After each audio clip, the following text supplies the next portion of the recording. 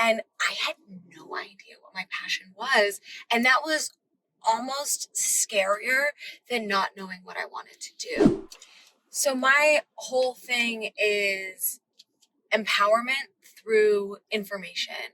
We all are humans, and it's okay to have our own personal opinions. Yeah. And if you aren't opinionated, like that can also be an issue. Yeah. So what are some things that you find people are not are really resistant to looking at, but you feel are important things to? Sun is coming up, are you ready to go? We can take a ride, we can take it slow. Yeah. Welcome back to the Road to Self-Love. It's your boy Paul Fishman, self-love coach and You Do You activist. So excited because I have the one and only Hannah Cranston joining me today on the road. Hi, welcome to the Self-Love Mobile. Thank you. This is quite a mobile, if I will say so. Listen, I am honored to receive, and I received that compliment. It is quite a mobile. So first things first, I believe that self-love is honoring and owning who you are as an individual and really just showing up in that power. And I'd love to know, how do you want to show up? How do you want to be known to the people? So my whole thing is empowerment through information. And I think being informed about the world around us is so crucial, but also being informed about ourselves. So everything that I do is about informing the people. And that can be about news, entertainment, pop culture, but it can also be about personal development. That's kind of what I do on my podcast on Too Much to Handle. And so that's what I'd like to be known for. Oh, I love that. Just like giving people the tools to know themselves by knowing about all the things and having like the choices and decisions to do that.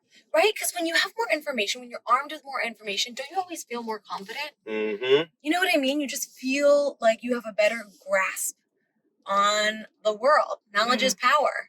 Amen, sister. Right?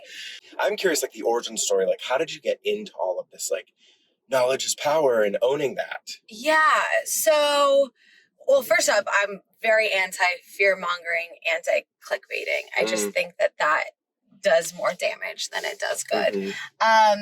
But when I graduated college, I, like many college students, many recent grads, had no idea what the heck I wanted to do. People always talked about finding your passion, and I had no idea what my passion was, and that was almost scarier than not knowing what I wanted to do, not feeling like I had a passion.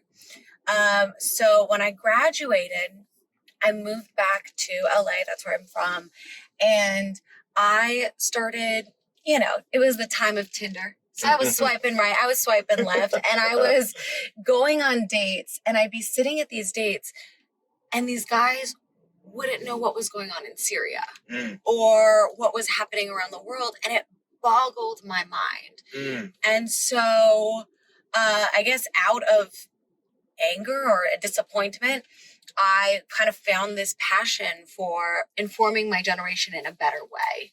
And I started getting really passionate about how to do this because we don't watch cable news, right? Even Twitter at this point is sensory overload. And so I started kind of searching the web to kind of figure out what people were doing. And I came across TYT, and they had a very young audience, and were informing in a way that looked different to me and looked exciting to me at the time.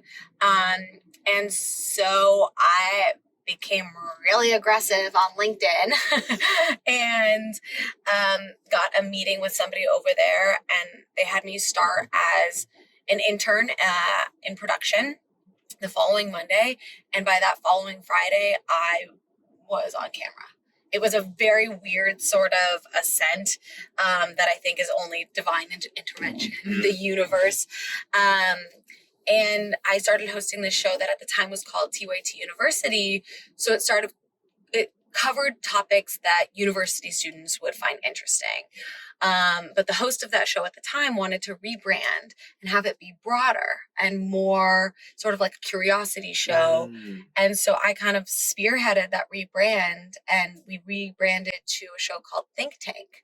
And the whole premise of Think Tank was about covering anything that millennials and Gen Zers could be curious about.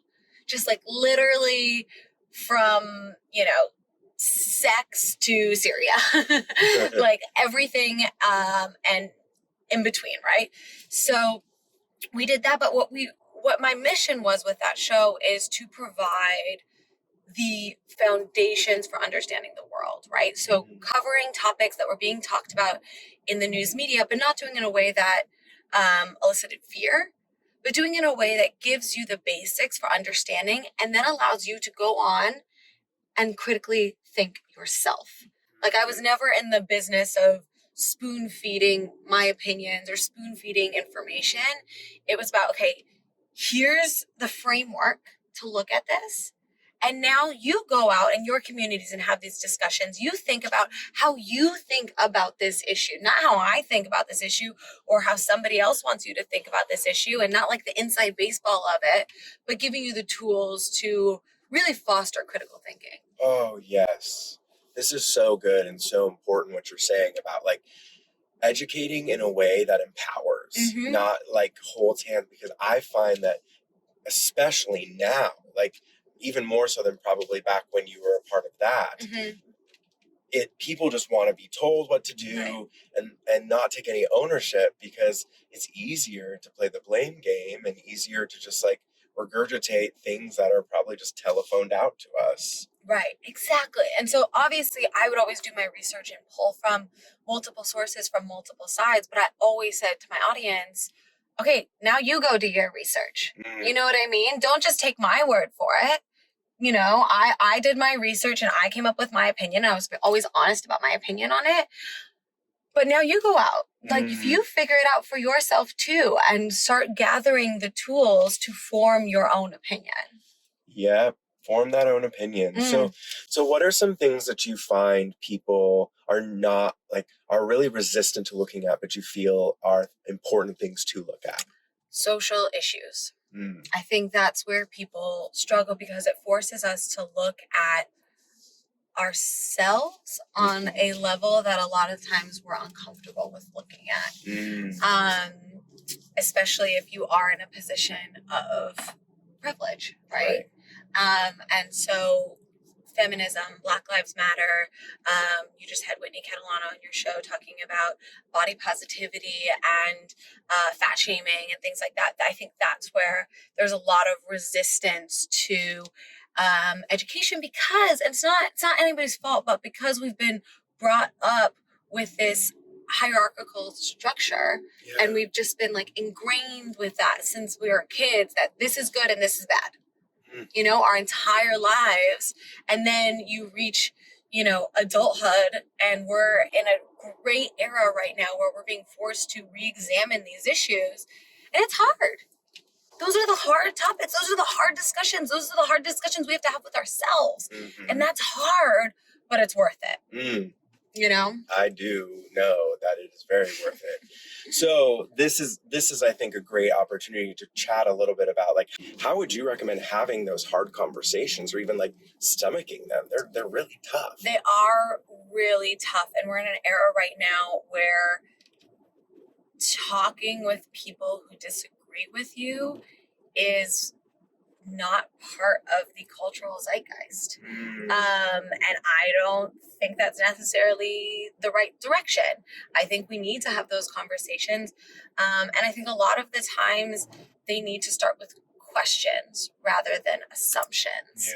I think we've become so absorbed in our own tribalism that we don't look at, wait, why might this person think this way?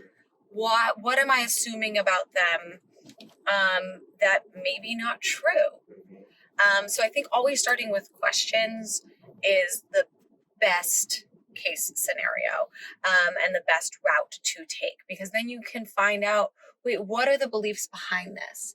Because a lot of times you're going to find that you have the same core beliefs, they just manifest differently. So refreshing to hear, and just like this totally makes me feel like safe, this idea of just having a conversation, and also knowing that we all are humans and it's okay to have our own personal opinions. Yeah. And if you aren't opinionated, like that can also be an issue. Yeah. Like, apathy is a huge issue. Because, ignorance or apathy, and just like this idea that we don't have control, right? And I think that it's really, we're kind of like, I'm kind of taught, like, we were kind of laughing about how where you live is very cookie cutter, and it feels like this is kind of like very, but in like this, like, I was like, oh, this is kind of like, you don't have to worry about anything, because it just like looks perfect, it is perfect or whatever, and it's just like, that's not real life. Oh, I know. Yeah. And that's not knocking where you live, because like, I would happily live here, but it's more like the idea of there's grit and there's differences, and everyone agreeing is not going to make the world a better place. It's like everyone being able to sit down and have an adult conversation. Well, this has been such a joy, such a pleasure. Thank you so much for joining me, and we'll see you next time on the road to self-love. Bye.